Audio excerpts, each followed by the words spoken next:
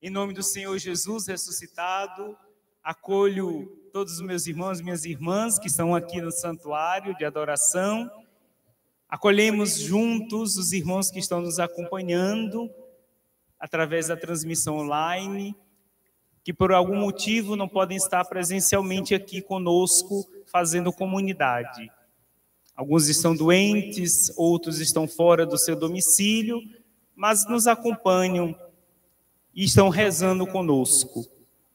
Mas queremos iniciar esta quinta semana da Páscoa pedindo a bênção de Deus. Está presente nos provérbios: feliz o homem e a mulher que antes de ir para a luta pede a bênção do Senhor.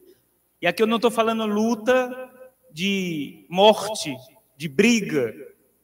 Eu estou falando de tudo aquilo que nos espera ao longo desses novos 7 dias que virão à nossa frente.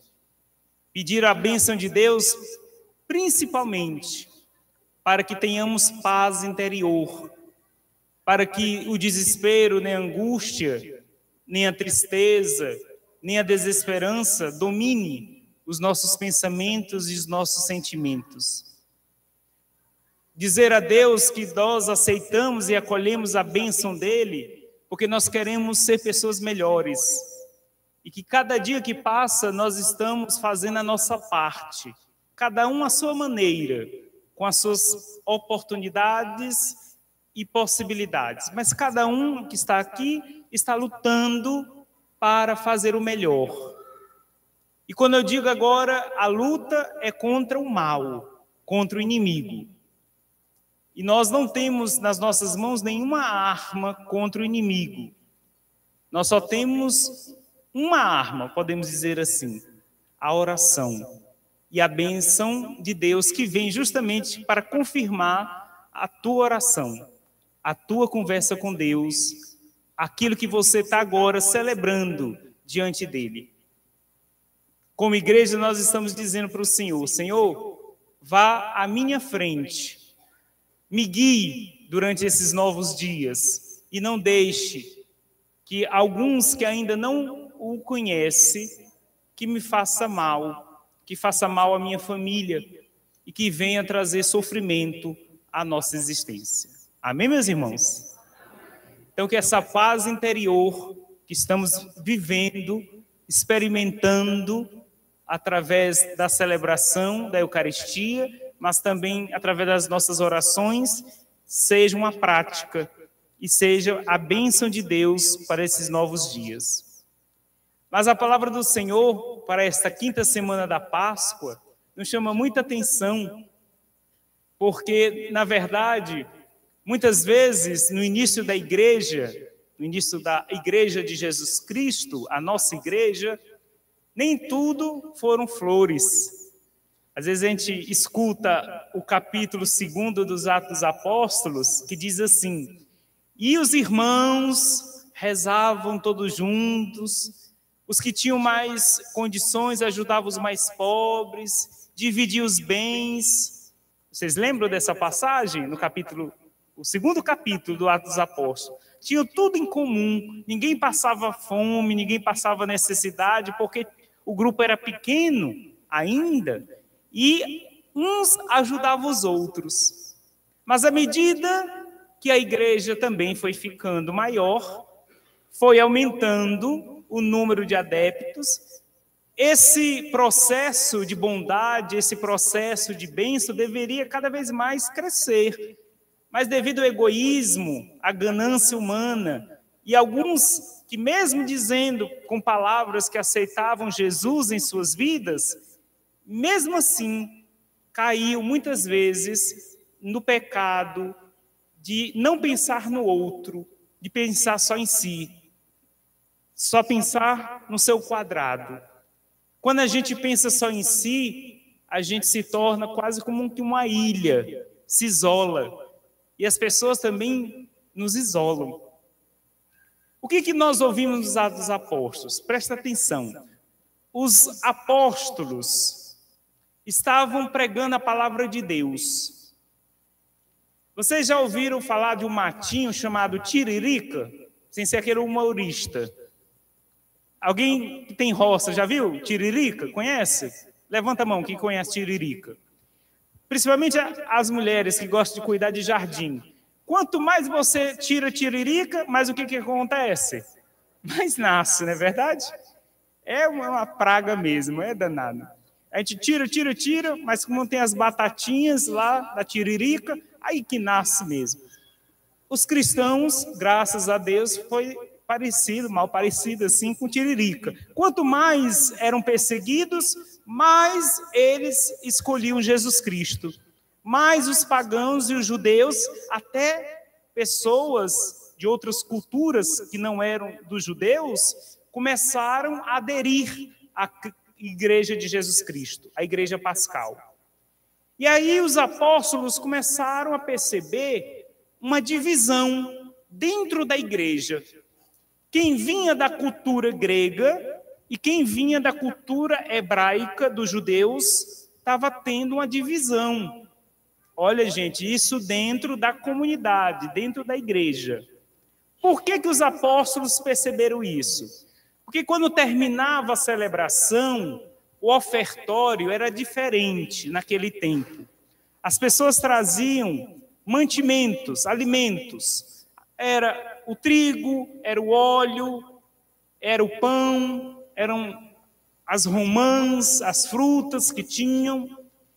Para quê? Para depois da Santa Eucaristia, as pessoas que ajudavam os apóstolos levassem para os pobres, ou entregassem na hora, ali na comunidade, aos irmãos, principalmente as viúvas e os órfãos, as crianças que estavam ali sendo criadas por outros adultos, senão porque o pai ou a mãe haviam morrido. Então, era um gesto muito bonito. Na hora do ofertório, todo mundo trazia um pouquinho do que tinha e colocava no altar do Senhor. Só que os judeus, ou aqueles que vinham da cultura hebraica, o que eles faziam? Pegava rapidamente depois da missa os mantimentos e entregava às viúvas, às crianças da cultura judaica. E os gregos, que eram pobres, que precisavam também da ajuda, eram colocados de lado. Isso dentro da igreja. Olha que coisa interessante. Mal comparando, se fôssemos aqui, os mineiros, sei lá, os pernambucanos. Aí terminou a missa, os mineiros correram, pegaram o máximo que podia e entregou para as viúvas e as crianças pobres. E os pernambucanos ficaram quase sem nada. Aí os apóstolos falaram, não, isso não é igreja, não. Não é isso que Jesus Cristo, nosso pastor, nos ensinou, não. Ele é justo e ele quer que a justiça aconteça entre nós. Se dentro da igreja, se dentro da comunidade, se dentro da nossa relação de pessoas que oram, estão dizendo que se amam, está acontecendo isso, imagina no mundo lá fora, que ainda não aceitou Jesus Cristo como seu Salvador. Se vocês abrem a boca e dizem que aceitam Jesus e estão fazendo isso, então os 12 se retiraram, os 12 apóstolos. Lembremos que Judas Iscariotes já não está mais no meio deles, é um outro apóstolo que o substitui, Matias, e os 12 se retiram para rezar, para pedir a luz do Espírito Santo. O que fazer, vendo a comunidade dividida? E aí o Espírito de Deus concede uma iluminação. Escolham 7 homens dignos, honestos, justos, das duas culturas, tanto dos gregos como dos judeus. Serão eles que vão fazer essa divisão igualitária, justa, honesta, para que ninguém passe necessidade. Isso que é igreja, isso que é comunidade, isso que é ser considerado irmão, irmã, filhos de Deus. E foi por isso que nós ouvimos esses nomes bonitos, né? Filipe, Prócoro, Nicanor, Timon, Parmenas, Nicolau de Antioquia, todos das culturas, tanto dos gregos como dos judeus. são os primeiros diáconos da igreja. Diácono é aquele que serve da mesa do Senhor aos irmãos da comunidade. Aí Pedro, Tiago, João, Bartolomeu, Mateus, Matias disseram assim: olha, a igreja ela é feita de muitos dons. Uma só pessoa não deve fazer tudo, não. Cada um deve ter uma função.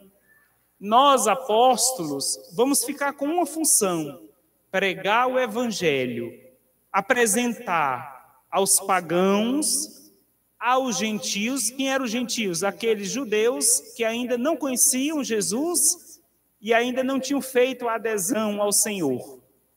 E vamos continuar pregando o evangelho aos que já foram batizados e que são já pertencentes à igreja do Cordeiro Pascal. Nós vamos ficar com essa função. Nós, apóstolos, vamos pregar o evangelho e batizar os irmãos. Esses 7 homens vão ser os nossos colaboradores, os nossos diáconos, para poderem fazer a divisão igualitária. E nós vamos falar para a comunidade que não pode haver divisão entre nós. Isso não é ser igreja. Isso não é ser irmão, irmã, filhos de Deus. Infelizmente, nós vamos acompanhando o crescimento da igreja, numericamente falando, ela vai tomando corpo. Isso é maravilhoso. Mas, infelizmente, é aquela velha história. Muita gente terminamos nos perdendo. E muita gente, entre muita gente, existe sempre um indivíduo, ou mais de um indivíduo, que é egoísta, que é ganancioso, que só pensa em si. Vou usar agora um outro exemplo para os irmãos entenderem. Eu gosto de falar de uma forma bem simples, para vocês entenderem rápido o que Deus quer de nós. Vocês já pararam para pensar? As empresas que fornecem telefonia de celular, essas operadoras de telefone celular, ou que oferecem internet, quando elas são bem pequenininhas, que estão nascendo ainda, e são poucos os clientes, se der um problema no seu celular, se der um problema, por exemplo, na sua internet, você liga, imediatamente você é atendido e rapidamente é corrigido o problema. Sim ou não? Começa a se tornar uma grande corporação, uma grande empresa, você fica quantas horas lá escutando uma mulher falando no telefone?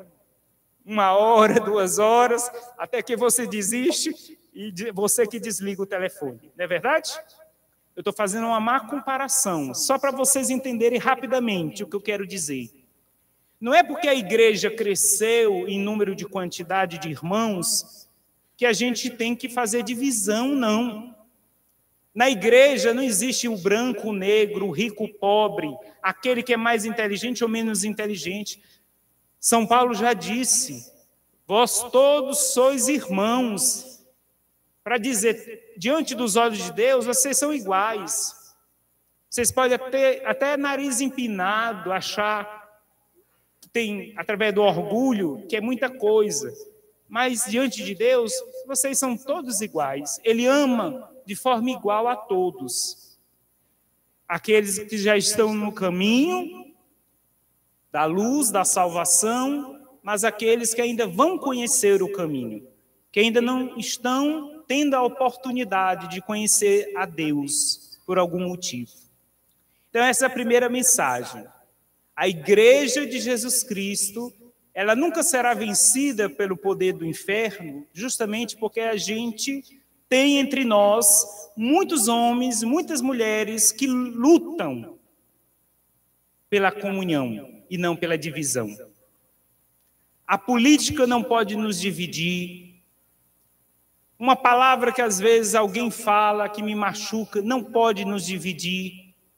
O padre, o pastor, que muitas vezes não agrada a comunidade, não deve dividir. É passageiro, ele fica alguns anos, mas a comunidade fica. Você está por Cristo, você não está pelo padre, nem pelo pastor, nem pela pastora. Você está pelo Senhor. Então essa é a primeira mensagem, que a gente entenda que mesmo sendo bem numerosos, a gente não pode perder o essencial, que é a comunhão e não o egoísmo, a ganância de pensar só em si.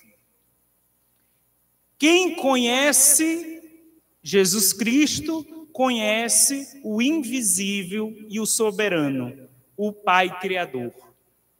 Quanto mais nós conhecermos a palavra de Deus e quanto mais nós exercitarmos o bem, mais nós vamos estar conhecendo Jesus Cristo, porque Ele está já em nós. E Ele disse: a minha relação com o Pai é tão íntima, o Pai está em mim e eu estou no Pai, que se vocês deixarem eu entrar na vida de vocês, vocês vão sentir a presença do Deus Todo-Poderoso, Criador do céu e da terra. Estão entendendo? Então, quem acolhe Jesus Cristo, quem diz por palavras e prática que é do Cristo e não do maligno, sente a presença do Criador, porque o Pai e o Filho estão muito unidos, não estão separados, mas estão muito unidos. Quem vê Cristo, vê o Pai, que é invisível aos nossos olhos. Então, eu faço aqui um pedido em nome desta quinta semana da Páscoa, que a gente coloque o Senhor como a nossa pedra viva, como disse São Pedro na segunda leitura. Pedra viva, Padre, que coisa estranha.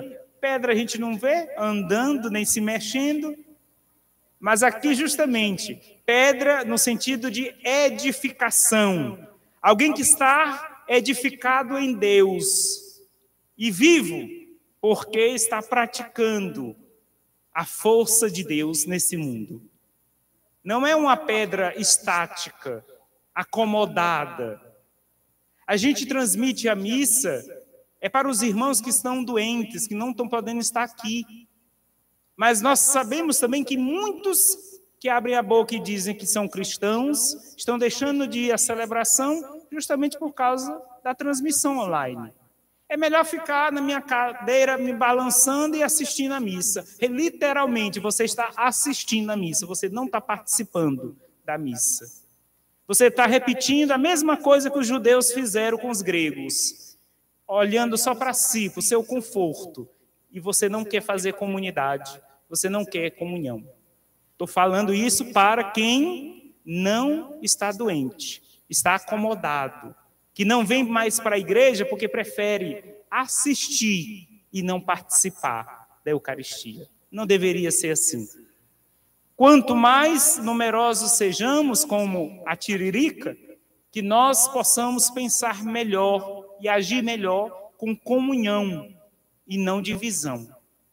Se tem divisão, não é de Deus. Tenha certeza, é do maligno. É ele que divide. Mas se a comunhão existe entre nós, respeito e, principalmente, independente dos nossos pensamentos, se nós somos capazes de praticar o bem a tantas pessoas que não podem nos devolver o favor, a caridade que fazemos, melhor ainda. Você está mostrando que você está alicerçado na pedra viva, que está sendo teu suporte para você fazer o bem, e está te movimentando. Você não está estático, você não está parado, você não está acomodado.